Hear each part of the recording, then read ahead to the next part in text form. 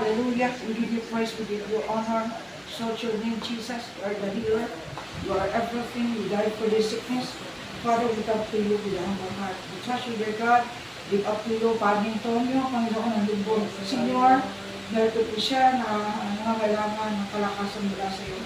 Ikaw ang kagalingan, namatay ka para dyan. Tinanap ng Panginoon pananampalataya. By your stripe and your blood, we are healed. Ang prayer namin, gagamitin mo lamang yung gamot ng doktor, medisina, lahat, yung love. Habang siya narito sa presensya mo, patuloy ang process ng healing ay sa kanya. And salamat po, Panginoon, sa gagawin mo and become against all demonic spirit of illnesses.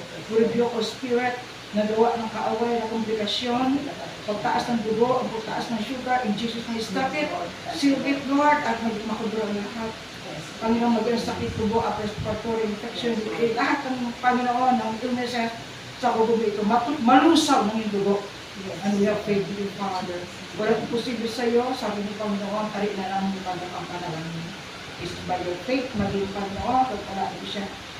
We declare fast recovery. Amen. Over Tatay Lumbo. Father, thank you, pagpalaki siya, palakasin siya. Pagpalaki mo siya habang siya lang ito. Pagpalaki ko, I love ko, extend his life. Panginoon, ma-encounter ko na.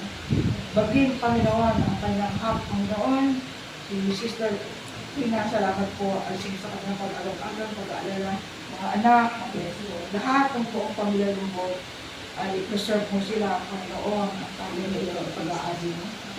We trust you, dear God. Seal our prayers. Hindi accidental na kita-kita pa kami just to pray for him and the whole family. Father, thank you for his blessing, healing and deliverance. In Jesus' name, we pray. Amen.